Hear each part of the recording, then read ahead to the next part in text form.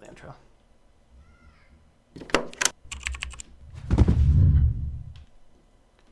Greetings and welcome back to Switch to Linux. Today we're going to ask this very simple question with a panel discussion. Can we trust the Play Store?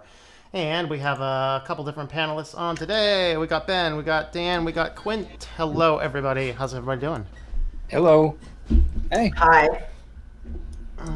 All right. So, can we trust the Play Store? Before we dive into anything, guys, what do you think? Can we trust the Play Store? Give me a yes or a no. No. No. Ben? No. I'm going with no as well. Hence, I don't even use it. I do actually have it. I did pick up. Where's it at? I did pick up a Samsung Tab A, like 80. Whoa! If I don't drop it over, $80. You know, I did keep this thing stock just for testing audio or like ebooks. My and stuff phone, like that, so. there was Google Now Play. let's- There's not a ROM on this phone, but I Yeah. did say Google Play. Yeah. Let's define Trust Play Store. Yeah. Do we mean the store itself and your credit card and stuff like that, or do we define it as the Google product that you're putting Let's- apps in? Let's look at the comments first, see who's here, and then we'll get into there, and let's go ahead and define that together because I didn't pull that out, but that's a good thing to do. So we have Lord Annex is here. Snap, greetings, Mr. Banana Man. Chad V is here. Hello, hello. And Snap's about to eat some sushi. Nice. Alexander, hello there. Of course, Quint's on. KO2610, your number is here. STS Tech. STS Tech, if you want to jump on, the link should be in Think Life Media. If you log in over there, you can grab it. He's switching to Budgie. Solus Budgie tonight. Windows 10 slowed to a crawl. Of course it did. It's collecting all the telemetry. Keith Heaton, how's it going there? You can't trust it. It says Google right in the name. Peabody, hello. Gnostic, greetings, greetings. Hello, there is no sound. Is there sound? Well, there should be sound now. I mean, during the kitty cam, I block sound during the kitty cam. You guys should be able to hear sound now. If you don't, let me know. All right, Puck Penguin, greetings. Trust the Play Store. Do what? I trust downloaded apps. If you download an Android defragmenter for $5. Early Nash, greetings. Google is untrustworthy. All right, and Tokyo Adventure. I do not think we can, and here's an article. Ooh, which one's that one? All right, so let's go ahead and define what do we mean by trust. So let's just get some basic thoughts going out. Ben, you're on the screen right now. What do you think? Basic trust, Google and trust. What do we mean by trust? So the two portions that Dan brought up real quick are: do you trust Google with your payment information and their vetting of the apps available for purchase? The payment information, begrudgingly maybe. The apps, no. Mm-hmm. And I wouldn't trust any app store with, just blindly downloading any application that didn't have a particular use to me. Mm-hmm. Yeah. So what do you think of that on F-Droid and stuff like that? I actually don't use it. I think I'm the only iPhone user on this panel. No, I use it too. Yeah, I think. Okay. So we got two iPhone users and we got two Android users. So, Dan, what are your thoughts on trust? Well, when I first got into the Apple ecosystem, I had quite a bit of trust with them. Their apps, you downloaded them, they worked. The advertisement was minimum. Now it's getting a little worse.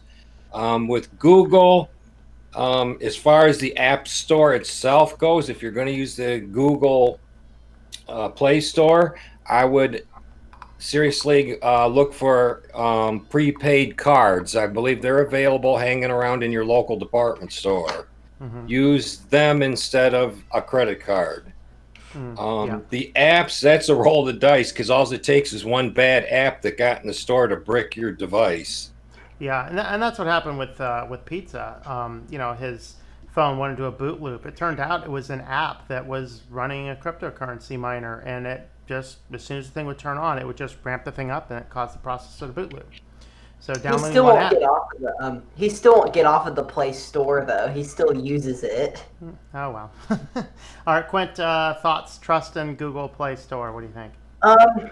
I will say this, that I do trust the other stuff on the Play Store. Like I would trust Google with the payment information. I would trust all the stuff like music and stuff because they do offer DRM free music, Mm-hmm. which is a good thing to know. You can just download it and download an MP3 file. Mm-hmm. And then the only thing I wouldn't trust is the apps because just so many apps have gotten in there. And the other thing is the data collection. Apps and data collection are the two things I would not trust of the Google Play Store. Mm-hmm. Okay. Yeah, and I'm with you. On the payment stuff, I don't think, like, I wouldn't store any payment information on an app store, period. I like Dan's idea of the cards. And I know that's when I had an iPhone and I did need a paid app at one point in time. I used an iTunes gift card that I got from a store. That's what I'm thinking. When I'm saying payment information, that's what I'm saying is the gift cards. Yeah. Well, now I can give an example of this. I have a niece that uses Amazon really, quite frequently, and she has a card on file over there. And like all these other big places where they have a card on file, they started billing her card for all kinds of junk, and it took her months to clear it up. And somebody that had a name close to hers somehow got mixed up in the computer, and someone else was getting stuff that she didn't order and getting it charged to her card. Yeah. So speaking of that, Dan, you use a prepaid cards. What prepaid card are you using for things?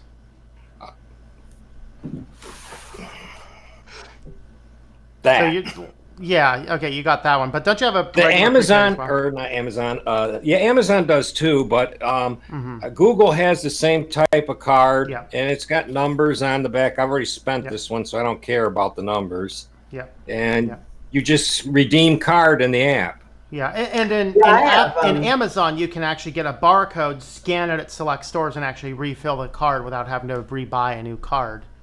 Yeah, go ahead, Clint. Yeah, right here I have two American Express gift cards right here. There's another one. Yeah.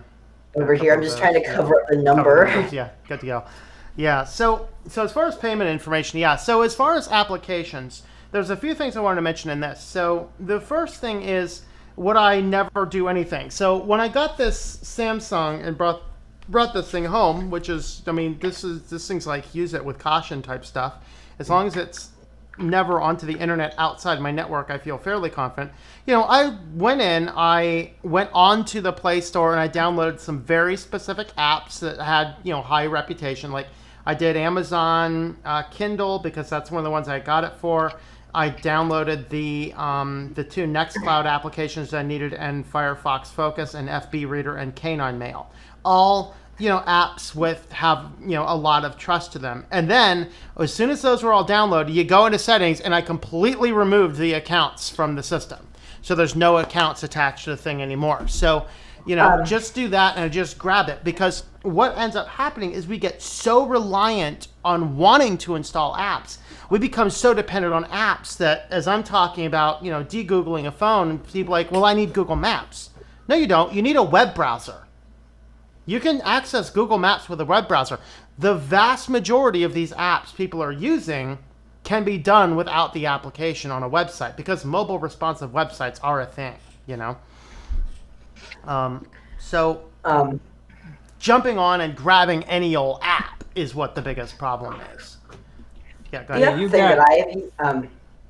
You got a Samsung tablet just like the one I got. Oh yeah. Yours is bigger. It looks like yours is bigger. Mine's I think tiny. this is an 8.8 or something like that. But I have one too right here. This one runs Lineage. Yeah. Yeah. This is a really old one. It runs Lineage. I haven't turned it on in like a month, so I don't know if there's any battery in it. Yeah. Yeah, I haven't used mine in like a year, but I downloaded an app for it because I wanted to know how many Wi-Fi signals were around my area of my house from other people and other houses, and the results were outstanding. I couldn't believe it. I come up with 20 different other Wi-Fi. Yeah. Our router actually has the ability to do that. If you go into the settings of the Ubiquiti routers, the access points can scan for nearby networks. Yeah. Well, I wanted to be able to walk around and figure some things out. Mm-hmm. Yeah. The other resource that I've used is APK Mirror a couple times before. It's an APK site, but it's ran by Android Police, which is like a giant Android news site, and they verify all the APKs with like Google Play signatures and everything. So I've used that a couple of times when I needed something that was on the Play Store. Okay, let me pull that site up for people that are watching. Which one? I'm guessing it's that one, APK Mirror. I'm guessing it's this one with this orange banner. Yeah, but does it look like the? Yeah, does it say?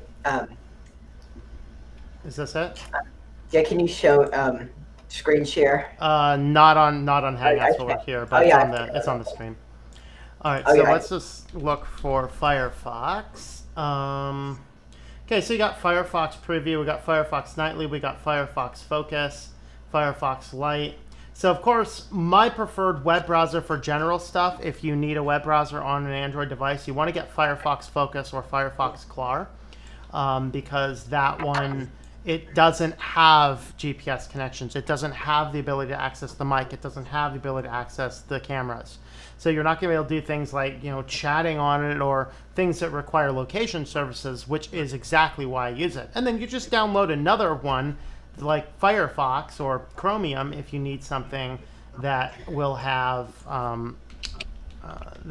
the ability to do location or other things like that. So Chromium's the one that I use specifically. It's on F-Droid. It's called Finnick F-Droid. You've probably seen that one a couple times. If you just look up Firefox and F-Droid. Yeah, so F-Droid this is actually where I get things. Now, I don't actually install the F-Droid app on my phone because I find it to be excessively annoying. Right now, F-Droid is not one to load. Every now and again, I get the case where F-Droid does not like to load. There you go. So I get that a lot too. So I don't know much about APK Mirror, but with F-Droid, greetings, Vince. How's it going? Hi guys. Hi, Vince. So Hey. with F-Droid, the only things you're going to find on F-Droid are going to be open source applications, because what they do is they actually grab the source code and these guys compile it themselves. That's why I like F-Droid. So everything is open source, compiled by them, verified by them, and they give you signatures for everything that you download. So, here's your VLC, and you can download, where's it at? They give you access to the source code. Where's the download links? I'm not used to seeing it on the whole computer here. It's all the way down at the bottom. There you go. So here you can download the APK and you can download the PGP signature. It'll give you a list of all the permissions right here. So this is why I like F-Droid. Now again, the biggest thing though is that we want to make sure that we are not over relying on apps. Only use the apps on your phone. You absolutely have to, and go without. There is not a single banking thing I would do on my phone. There's really no other connections to anything. I connect to my Nextcloud, and that's about it. So that's that. Vince, how's it going your way? Yeah, not bad. It's a bit cold. Bit cold. Yeah, it's 79 Fahrenheit here, man. Eat your heart out. Oh man, it's about 13 Celsius here. Yeah. So that is it. So the reason I wanted to pull this up is this article here from Ars Technica. 238 Google Play apps with greater than 440 million installs made phones nearly unusable. Now, this is the thing. You get a device, and you have to go through steps to sideload an application. You got to go through steps if you want to download it from F-Droid and install an application or APK Mirror. Google wants to say, you get your stuff from the Play Store because it's vetted. And we're finding it's anything but vetted. It's like the wild, wild west of crazy applications and such, right? So what was going on here is inside of this, if you guys have never seen how an app is developed, it's based on a series of Java libraries. So Java is the coding language inside of an app. And then there's a series of different libraries that people have created, and you import in libraries. So if you want to connect to the GPS, you import in the GPS library, all these. Well, these apps used an import library that after a period of time from 24 hours to 14 days later, it would trigger a plugin that completely bombarded your phone with pop-up ads all over and made your phone completely unusable. So, what do you guys think of that? You guys ever have an experience with that? I do have one particular experience. My uncle, who has a Pixel phone, he uses Google Play and all that. He downloads some like step tracking app, and it was like that, where just a bunch of pop-ups just started coming up everywhere. Yep. Fun. Anybody else? Fun pop-up-y stuff? Dan, you look like you have a story. What do you got? No, I really don't. I am so I don't want to see ads on my phone. So if an app I download shows me an ad, I delete it. Yeah. And if there's a pay version of whatever that app is that is not ad supported, I'll gladly pay that, and I have. I just don't want to see ads on my phone, unless it's on a web page that you're in a browser and it's you can't avoid it then. But I'm kind of spoiled in that respect that for the last 2 years I haven't seen a single ad on a phone because everything I have is open source. The only weird exception, now actually I took it off the phone, the only thing that started annoying me is FB Reader, which is a pretty good open source ebook reader, but even that's like, buy now. It's like, dude, no. I put it on the Samsung, but it's there's actually a one that took all the good parts of it and scripted all the bad crap out. And I think it's just called Book Reader. I think it's super That's generic. the one I think I have. Yeah, Does it it doesn't look like this? render everything right. I actually found it doesn't render custom fonts inside of block quotes and paragraph tags, right? Yeah, I think that's it. Is it just a B? Just has a B. It's just a B. Yep. Yeah. This is the one when I needed something to view PDFs. That's what I installed. Vince, what type of apps do you use on your phone? Anything? So I still use the Google Play Store, but I'm very, very careful. Outside of the apps from major companies, I don't really download too many other ones. I've got one game that I play that does show me full screen ads, but I'm addicted to it. It's like an anagram game. But the thing that always gets me when I see the ads is that it seems to know where I am, at least which country I'm in. And I'm thinking it also knows what I've been browsing for recently as well. So that gets me a little bit. I'm not overly concerned, though, because the ads are really easy to get rid of. I do have a couple of banking apps on my phone, but I don't do anything other than checking balances on them. I've got a work app, but that's just a remote desktop app, so I can log into the server at work. Yep. That's pretty much it. I try not to download too many apps. And before I started talking to you guys, I wasn't really sure whether I could trust F-Droid. I'd heard of it before, but now that I've spoken to you guys and I know that it's open source and stuff gets vetted, then I'm happy to download anything from there. Most things, anyway. Still, it's got to be careful. Or the other thing is, when you're downloading an app, make sure that you read the user reviews, because that tells you a lot. And the permissions, and you got to use some thought. So, if it's a video game, it's asking permission for your microphone. Why? If it's a talk app, I've been using Signal lately for texting instead of the basic texting one. So, in case I know anybody else that does Signal, it's a step better in security and privacy. And obviously that needs to read contact lists, that needs to see some phone state. I mean, obviously. But if it's a game, it doesn't need your microphone. It doesn't need your camera. Another one is I had to use SoundHound for a couple. I've had to use it a couple of times, and I decline the microphone permission as soon as I'm done using the app, and I allow it when I need to use the app. Yeah, so that's a good thing you can do. So if you're gonna get apps, like I said, with the Samsung thing here, I said, I'm just gonna download the few apps that I need from the Play Store, because there was one app I needed from the Play Store. Everything that I needed was high reputable. The FB Reader, the Amazon Kindle, which I hate, but hey, I write books, so I need that to test. And then I just grabbed the Nextcloud, just a few other things, and then I pulled all of the stuff off of the phone that I didn't need. Then if you're going to download apps, stick with the reputable sources like F-Droid is good, or like Signal. You download the app directly from their website. Downloading things directly from their website or downloading things directly from like an F-Droid. There's a few other repositories for Android apps I wouldn't trust. So you got to be careful with all of that. Also, with your apps, I've noticed a few things about updating them.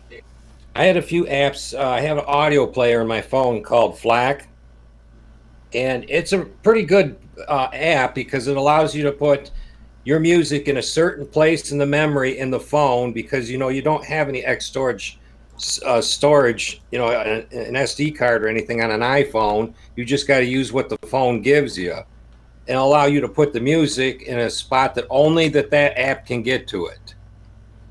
And I noticed when I upgraded that app, it went from an app that had absolutely no advertising. Now it has an advertising bar in it. Yep. So And I I've don't had to update have- things unless I absolutely have to. So if you install an app and it requires or asks for an update, think twice, if you want to update it or not. Well- And it is something to wrestle with in your mind, because you don't know if it's a security update or just an upgrade. Yeah, check the That's change the log. thing to look. Yeah, exactly. Check the log, see why it's upgrading. So like I actually I have Telegram on the phone, and I actually did run Telegram on the Linux desktop, but they did not have the option to disable updates. It's like, no, we're automatically upgrading. So delete you. I'm not allowing anything to automatically upgrade. So that's that. We're going to look at comments real quick. Continue one's own fault for downloading dumb crap apps. Yeah, there you go. Tokyo Adventure gave us this TechCrunch article. We're going to look at that. First time I'm seeing it, but it looks worthy of looking at here. Hello, Big Budgie. Greetings. Do you use the Budgie desktop, I assume? Greetings. Let's see. Many people are willing to trust the Play Store for convenience. That's the thing. Yeah. Convenience is a bad thing, Convenience. As humans, we are kind of gravitated towards convenience for everything. Whole system of the internet, get prepaid cards. Yep. Let's see. Use F-Droid, be happy. There are cheap virtual credit card providers. It works. Virtual prepaid credit cards. I would like to get some of those. That's kind of one of the things I want to look at doing right now. Isn't the Play Store icon an occult symbol? Not that I know of. iTunes still owes me 2 gifted songs. They would not give them to me because I refused to something or download their software. Oh, use or download their software. Yep. Okay. Currently in a sushi restaurant. All right, Snap, eat some sushi for all of us. And please, you can have the sushi. I don't like it. I've eaten real sushi once. Don't like it? No. I don't either. And we're talking, I had real stuff, not American stuff. I used to teach at teach the youth at a Chinese church, like people that were fleeing persecution in China. And so they wanted somebody that knew the American culture to teach the kids. And so, they'd have this, meeting and then big old fellowship hall afterwards. And I said, I'll try anything at least one time. Just don't tell me what it is until after I've eaten it. So eat some soup and like eyeballs float up to the top. There's like squids crawling around and real sushi. Oh. But I tried it. I did do the fish. I took it like a Tylenol, put it in the back and washed it down, No, I love sushi. Love it. And it's good for you too. Yeah. It took me about 30 years before I would actually eat actual fish. I never liked fish at all, so I can do salmon and a few other things now if it's cooked. Yeah, cod and fish that don't taste like fish. Yeah. Non-Roomba, what do I think of the Brave web browser? I am not a fan of the Brave web browser. I think that the company is disingenuous. They are trying to present a product that's different from what they started out as, and for that reason alone, I just won't use it. I don't really like sushi either, to be honest. Gonna have. You're not the only one. Name the Chrome symbol is an I. Chrome symbol, yeah. Well. Just get a copy of Kali Linux if you want to see the Wi-Fi signals in the area. There you go. There's actually some applications. I know I have one on one of my phone. It's not in the repo, but Use Yelp or Aurora. I do not. What is Yelp and Aurora? Anybody use Yelp or Aurora? The difference, I know what it is. So, Yelp and Aurora, they both use the same app stores, but Aurora, Aurora just has a better material design interface. That's the only difference. So you like Aurora better then? They're both the exact same thing. Okay, but you like Aurora better, the material design. Yeah, one has material design, one does not. That's the only difference. All right. Gnostic, Brian Lunduke made an interesting video about the new Firefox and supposed whitelist and blacklist. Yes, you guys have to go watch that Brian Lunduke video. That is an awesome video. Here's the spoiler. In fact, I think we might actually include that in the news tomorrow, but we'll just go ahead and mention it briefly here. They put in a big old list. We're going to block all this stuff. But then they whitelisted everything that's actually dangerous. Google's whitelisted, Facebook is whitelisted, Yahoo is whitelisted, AOL's whitelisted. It's like, and everything down to Winamp is Winamp? How did Winamp get whitelisted? I'm telling you, I didn't think Winamp was still a thing. Do they have it for Linux? I don't know. It runs poorly under what? I have a Windows 98 box I run it on. Okay. Oh, okay. I have a Windows 98 virtual machine on my other computer. That's about the last time I used Winamp, is when that was a hot distro. Should I back up YouTube in MKV or MP4? Whatever one works for you. I think, isn't MKV is the more open source one? I forget. Yes, I think MKV is the free format. And I think WebM or MWeb, whatever, as well. I've been using MP4. I'll kind of jump back and forth between the two of them. OGG is the main free format. Is more acceptable on other machines like DVD players on your TV set and stuff like that that have a USB port. OGG is the other open source format too. Which one? OGG. Yeah, I thought that was audio though. Is that audio? Is audio. I have a game that there's a video. I think it's OGM. It's OGV. I think is the video. Oh, okay. I know it's not OGG.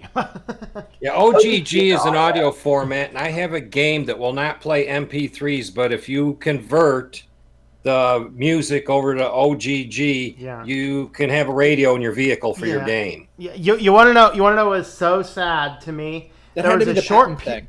There was a short period of time, like Windows came out with their, WMA, Windows Media Audio. It's like, oh wow, this is even better than MP3s, all this. So I did a bunch of things in WMA format to find out that nothing but Windows plays WMA.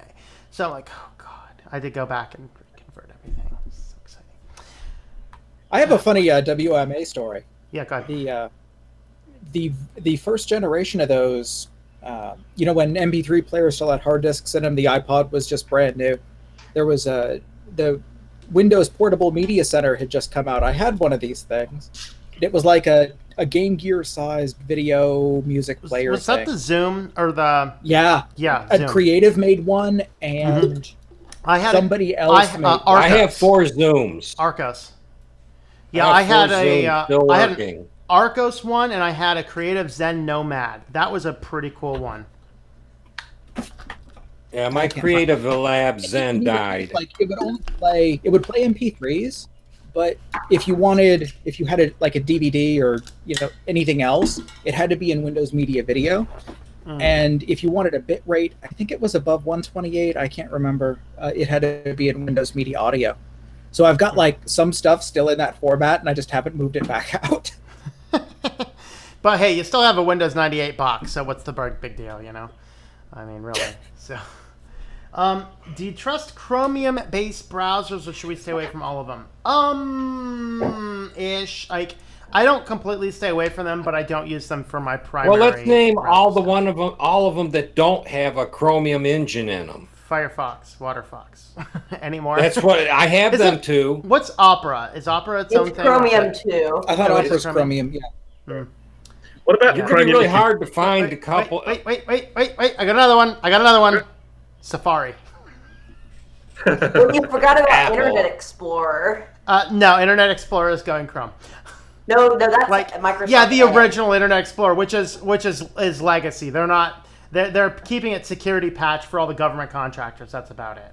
Safari is actually still similar because they're both WebKit-based browsers, so they're both very similar.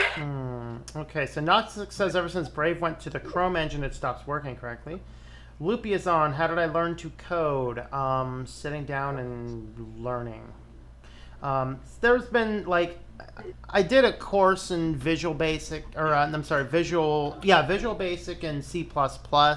But prior to that, I learned 2 basic languages just from reading documentations, man trials, and manuals.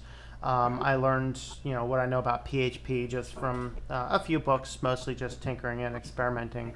So it's you just got to sit down and take the time, find some online tutorials about it. If you can, like there might be some free courses you might find on Udemy that might have that. W3 Schools is good for web development. That's where I learned all my HTML, CSS, and JavaScript. Are those free courses? Yes. Okay, W3 Schools. Yeah. If you can drop the link in, that'd be cool. Kyrie Holmes is uninstalling apps I don't care about. Okay. All right. Hey, we hit the bottom of those. So now let's jump on over and look at this. So this is a TechCrunch article that was posted from... Who posted this? Oh, Tokyo Adventure posted this one. So I've not had a chance to look at this article here. So Aptoid, a Play Store rival, cries antitrust foul over Google hiding its app. So apparently there is a Portugal-based Aptoid, which is basically like, my guess is it's just another Play Store. And Google is basically hiding it. So if you are looking for another one, you can do that. So the good thing, and this is the advantage that Android has that Apple doesn't right now, that I'm wondering for you Apple users, what's going to be your take on this? Do you guys think that Apple is going to lose these antitrust regarding its Play Store, or what do you think? Would it be a good thing or a bad thing? I think, Ben, what do you think? Could you repeat that real quick? Yeah. Or go to somebody else. Okay. Dan, what do you think? Rephrase the question. Okay. So right now there is some antitrust discussion going on with Apple because people are saying, hey, Apple has a monopoly over the store. I cannot install an app on this phone unless it goes through Apple's store. Google, despite, we're talking here about how bad the Play Store can be, which definitely the Play Store, it has some bad apples in it. Ha ha ha. But at least I can say, I don't like the Play Store. I'm going to disable that. I'm going to switch to F-Droid. I'm going to switch to, what's this one called? Aptoid. I'm going to switch to, if there's several different Play Stores you can download applications from, and you also have the ability to sideload. So do you guys see Apple losing that case? Would it be a good thing or a bad thing if they lost that case? What do you guys think? Well, this can go either way. Number one, when Apple has it kind of wrapped up under their control, the apps I would hope would be more secure. Mm-hmm. If not, blame Apple. And at this day and age, I don't even think that would even do any good if, crap started leaking through their store that was unsecure. They'd say, too bad, So I would probably, from experience, what I've seen going on late in the last couple of years, I think they should have at least 2 stores. Mm-hmm. I don't think it should be just Apple supplying apps to their devices. Yeah. I mean, even if you make it difficult, I would still love to see the ability to sideload an app. If they could prove that their stuff is secure and they're going to own up to the responsibility of it, I might lean more towards Apple, but they haven't done that. Yeah, and I think that for the most part, I think their stuff is a little bit more secure, definitely more secure than what we find in Google. It's every week. Back several years ago when Apple started selling this stuff, that was the number one reason people started, other than they liked it, was the security. Mm-hmm. It was an ecosystem that was locked together that was hard to hack into. Yeah. Ben, any other comments to that? I mean, if I would love the ability to sideload applications on my iPhone, but I'm not sure I would ever use it. Mm-hmm. Okay. I have so few installed and they're just really like Netflix and Hulu mm-hmm. and just really common stuff that Yeah. I'd have no Probably reason to rather sideload get it. from the Yeah, Play no- Store in that case. Right, or I- nor would those companies produce the packages for me to load, myself. So, Mhm. I mean, and I suspect a lot of other people would be the same way. I don't do anything special with it. Mm-hmm. I have like 4 apps on my phone that I use most of the time, and that's it. And one of them is the weather app that comes with the phone. Number 2 is the NORAD radar weather app, and that shows live radar in your area. So you don't have to depend on someone else telling you it's going to rain. You can just look at the radar and see that the clouds are going to bear down on you. Yeah, absolutely. VLC, I like VLC on the iPhone. It works really good. I got tons of music videos and stuff like that in my phone that Yeah. if I'm sitting in a doctor's office, It gives me something to do. what's cool about And- VLC on the iPhone that does not do it on the Android? It's actually irritating. On the iPhone, I can download music from my media server with VLC into the phone. On Android, Oh, yeah. you can't do that. It's really annoying. On the iPhone, VLC treats the material just like the music player I described, FLAC does. It actually creates its own separate partition somewhere in the phone and puts its own stuff that you copy and paste it from your desktop and just drag it over to the VLC app in iTunes, and it's in its own partition. Yeah. And that's probably why you can get away with it.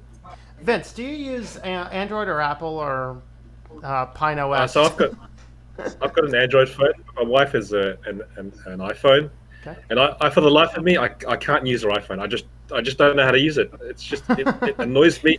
It annoys me to no end. Yeah. But on the whole antitrust thing, like I don't know the legalities of antitrust, but it sounds like there's a case to answer for. But if they're going to antitrust the App Store, they might as well antitrust the right to repair for Apple as well, because that's bad too. Yeah. John Deere jumped on board with that too. Mhm. Oh yeah, John You're right Deere up and there with- Apple. How you could possibly get backwood Hicks farmers together with millennial hipsters? John Deere and Apple figured it out. I mean, Well, now there's another couple avenues here. What about the game consoles? Those are walled gardens all the same. yeah, and they're becoming worse. Xbox is now selling a copy without a drive, so everything is all curated through the store. Which I agree. If I want to get a game console, I should be able to get games from any source and run them on it. Now, there is actually a little bit of history about there's a problem with this, and I'm not sure you guys are aware of this. This is actually fascinating. I talked about it in my book, I'm Not Amused.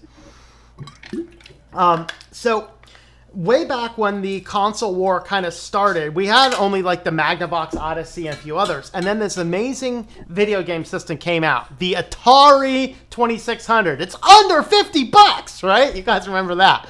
So, Yep. the Atari comes out, and the Atari didn't have any restrictions about what could be on the phone or on the device. So it's like, hey, anyone wants to make a game, no big deal. Which is no big deal until they didn't realize that an adult company decided to make a couple of video games that, if you're so inclined, they are named in my book. I'm not going to name them here.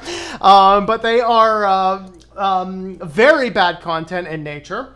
And Atari tried to say, "Hey, we don't want them producing stuff for our system." And so they took it to court, and they lost the court case by saying, "Hey, free speech." And so Nintendo saw this coming up, and that was hurting Atari's reputation. Well, that and ET.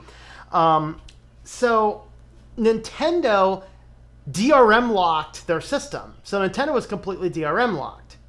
And so every game had to be licensed through Nintendo. So that they made sure that it maintained the family friendly. They didn't want these adult companies making Nintendo video games for their system.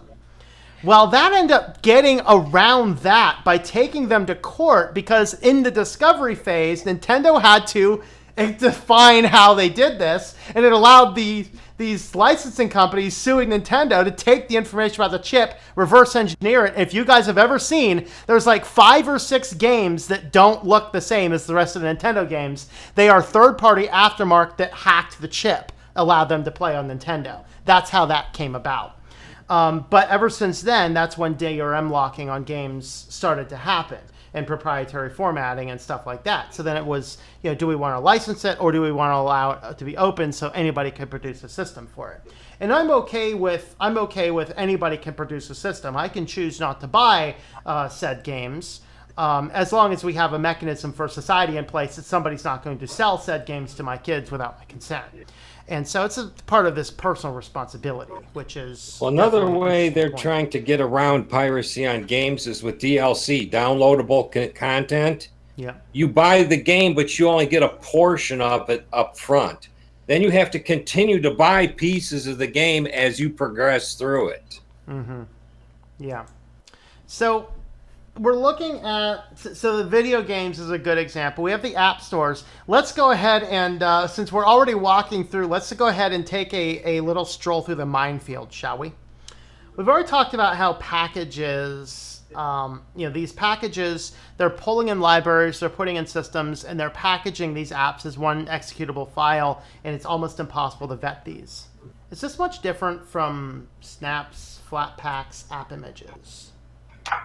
And this is why I like the more old curated system, understanding there's some problem in the old dependency hell that you get inside of some of the Linux things. But regardless, when we start failing to look at all of the source codes and we just start completely trusting the vendors, now we have Snappack's app images and things coming along in the Linux world, and who's to say these are not going to start to be as susceptible as Android app Play Store or any vulnerabilities we get inside of Apple. What do you guys think of that? Agree, disagree, whatever else.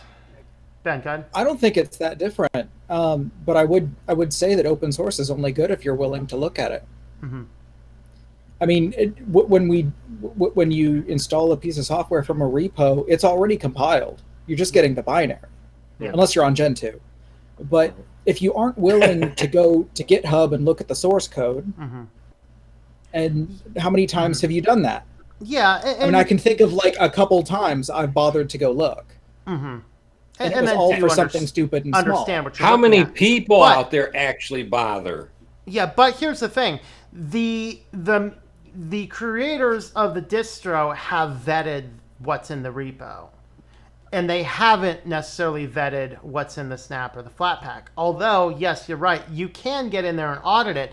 But if we just say, let's trust these instead of going into the repo's been curated, the other systems haven't. Yes, it's still available to do that, and we can trust in the Linux community somebody's looking at that, because we're not all experts being able to do that. But the distro creators are able to do that and understand it. So you have a little bit of the interplay there. Now, that goes back, though, to the previous situation I said. I would download an app directly from the source, like Signal. I downloaded directly from Signal's webpage to download it. I download some things from F-Droid because I trusted those companies to look at and curate everything. So it produces this Wild West where some of these packages are completely trustworthy. Some of them we just don't know. And when we start getting into relying on these prepackaged Linux softwares, it becomes the same problem we had on our phone market, where we just started saying, oh, we just need the app, just need the app, just need the app. And you just start downloading apps without checking the source code. That's what I'm saying. Other thoughts on that?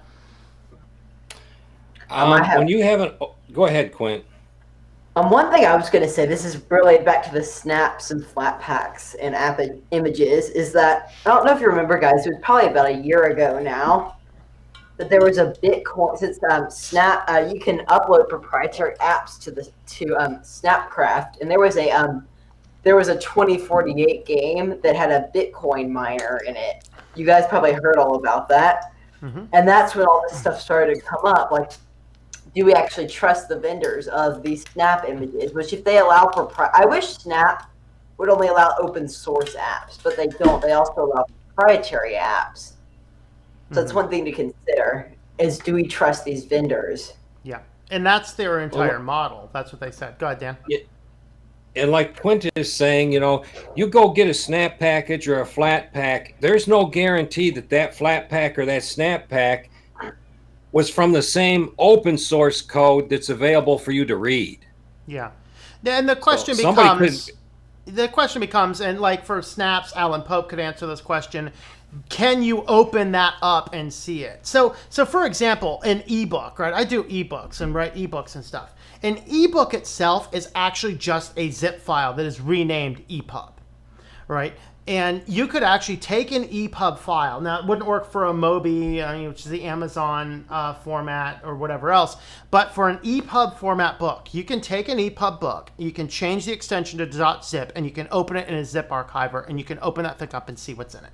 And all you should see is you should see some HTML files, any embedded fonts. You should see any embedded images, and an NCX file. Or I think there's 2 NCX files. That's all you should see. And if you can do the same thing on a Snap Pack, that's great, solves the problem. But I'm not sure you can. You'd have to decompile all of it. Yes. I know you can do that on a docx too. You just rename the extension to zip. You see some text files and some images and some formatting. That's it. Mm-hmm. Yeah. Yeah.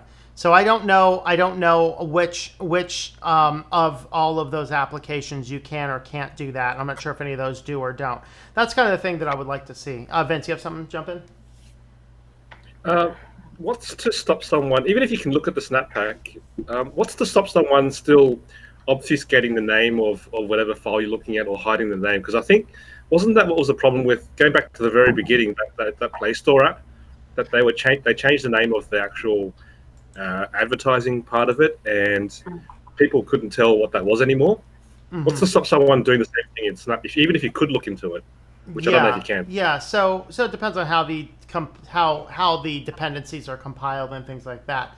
Which is I mean, we talked about the hidden wasp yesterday. That's how the hidden wasp works. Is it'll rename some of the files that. It's a very common thing for viruses to do. Take the name of something that looks like it should be there.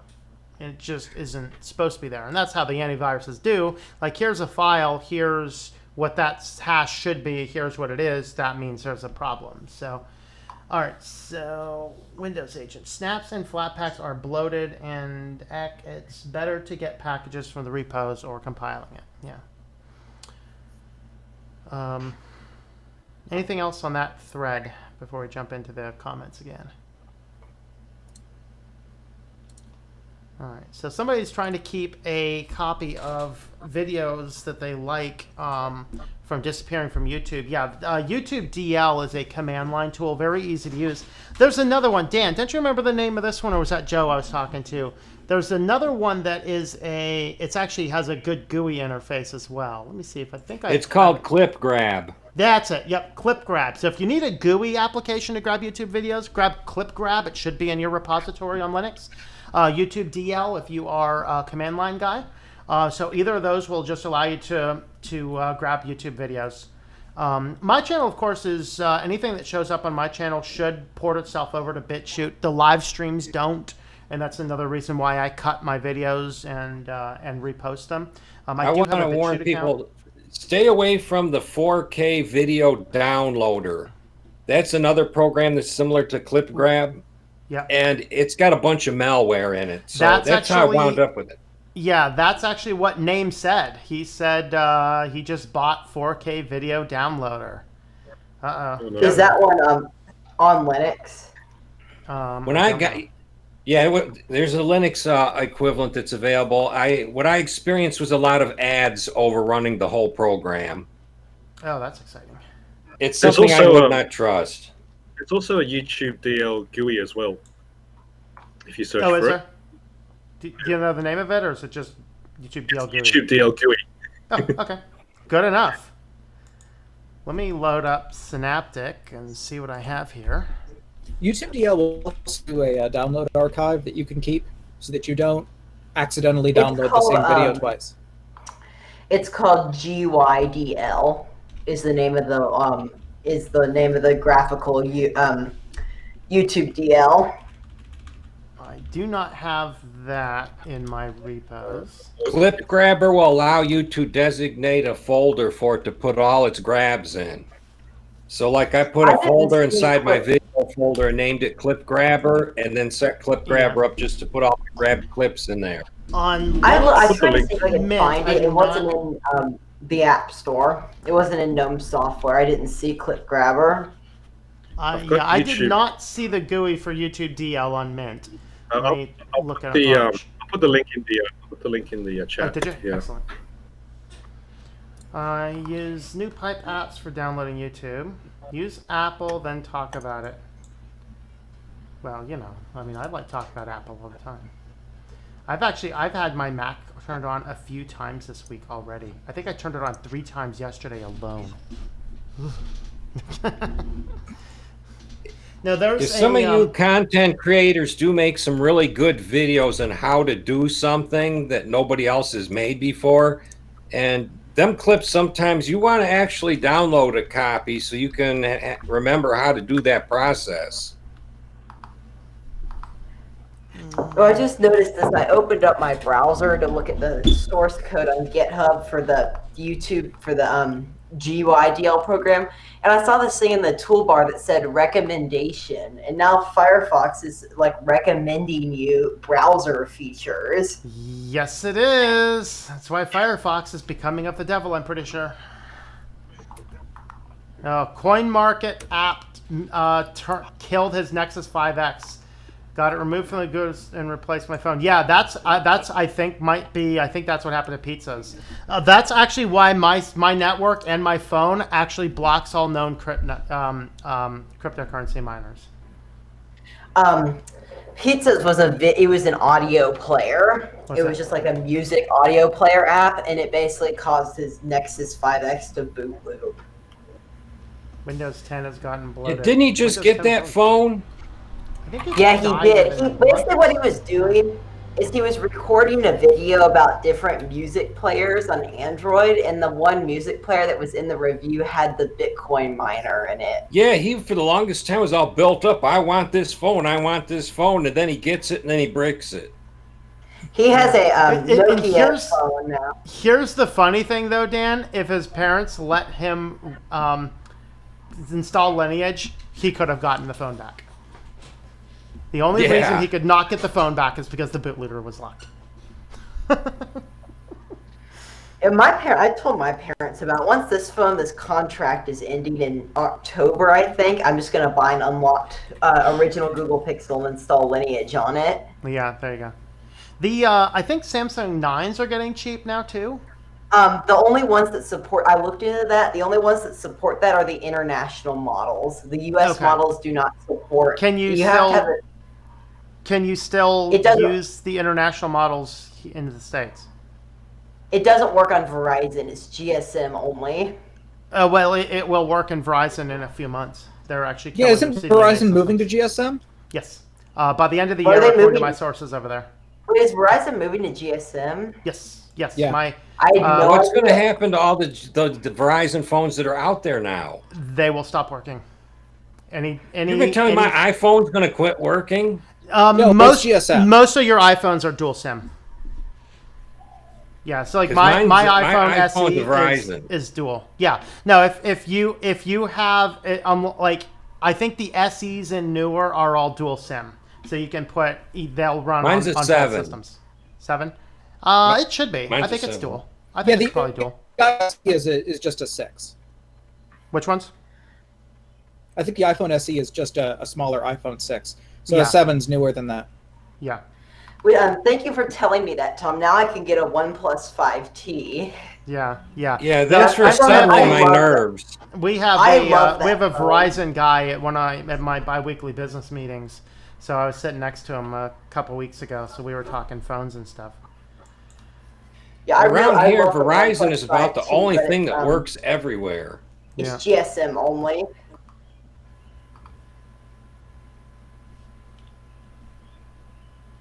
Running Windows 8.1 Pro. Yeah. As a Firefox fanboy for 15 years until they started pulling their stunts about 5 years ago. Yeah, the problem is where do you go to? Chrome? Oof. All right. Yeah, Every through time I this. try Firefox, it's just sluggish. I Every time can't you stand try it. what? I go back to every time I try to go to Waterfox, it just feels sluggish, and I go back to Firefox. Okay. I have no problems with Waterfox. I got it installed just the way your demo said to install it. It's make it part of the system. Yeah. And I can have like 6 YouTube tabs open at the top, and it runs great. Yeah, I use Waterfox for my YouTube on my Arch system. But what I'm finding out with Linux is it really depends on the person's individual hardware. I mean, mileage varies with just about everything in the Linux world and hardware. Mm-hmm. Yeah. All right. I think we're going to go ahead and wrap this up. So, Ben, final thoughts? Just be careful with don't go downloading a bunch of apps that, on impulse.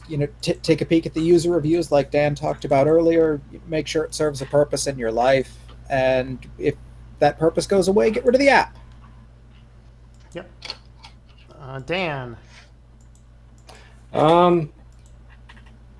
Don't put unnecessary apps in your phone that you aren't going to use.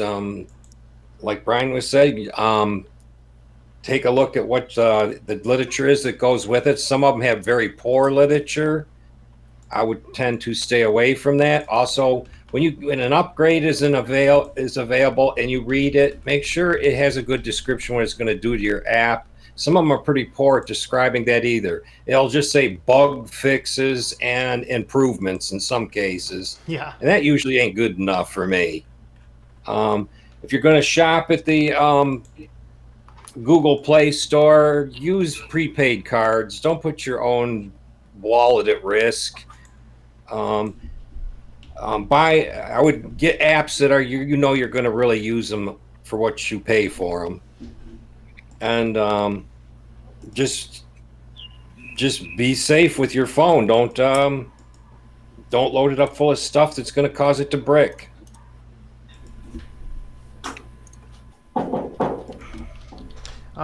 Quint, final thoughts?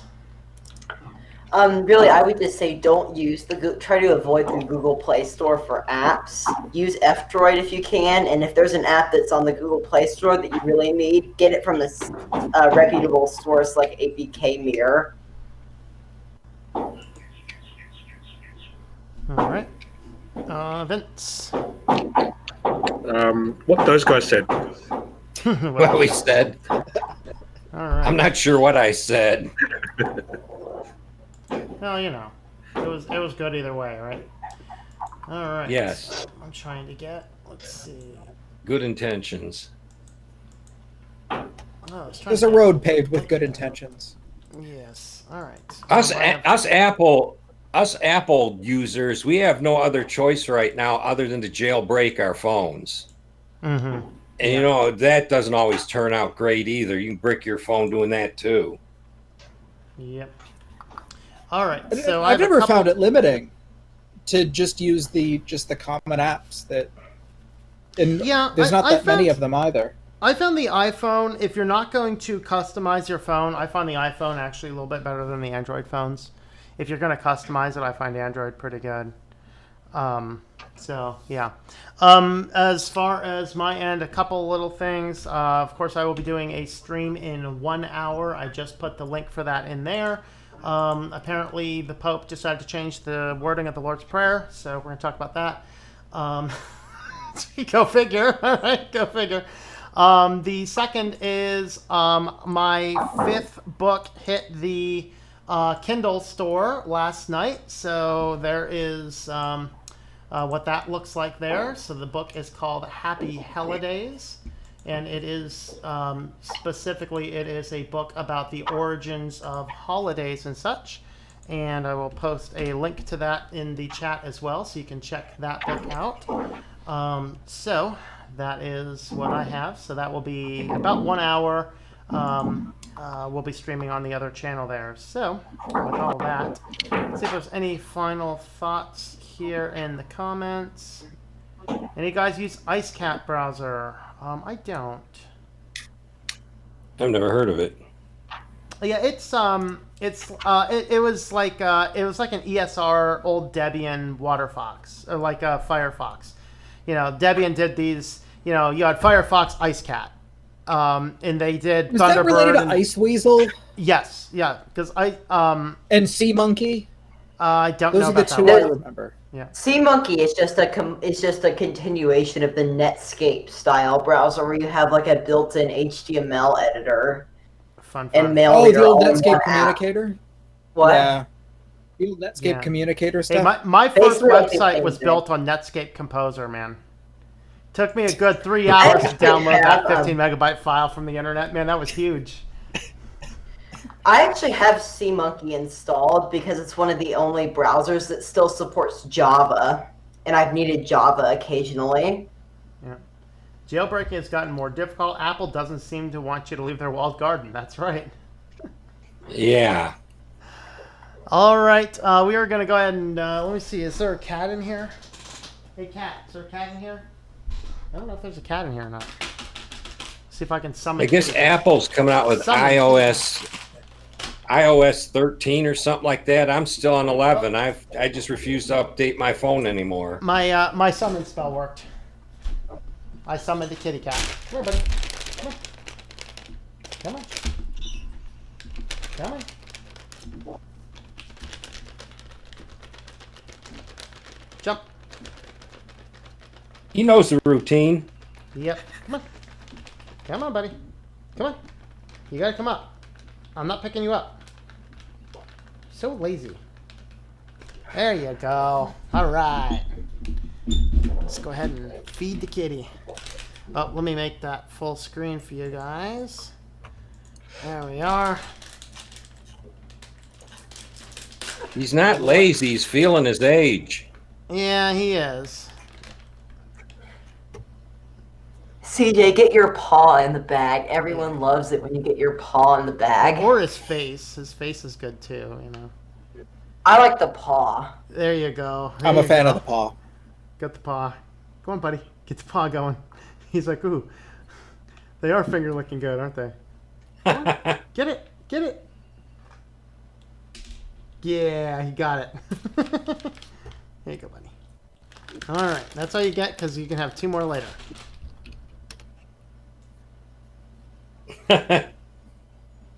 Yep. Thumbs up for the kitty. 1 thumbs up because he doesn't have any thumbs, right? Right? All right. Whoa, and the cat has left the building. Elvis has left the building. All right, guys. Well, thanks for hanging out, and we will catch you tomorrow for the news. There will not be a video on Sunday. No live stream on Sunday. So, but tomorrow night, we will have our news. News you can use. I got We're not off air yet. Oh. Wait a second. I'm just waiting for the cat to disappear and for my final conclusion to show up. Okay. And final announcement, and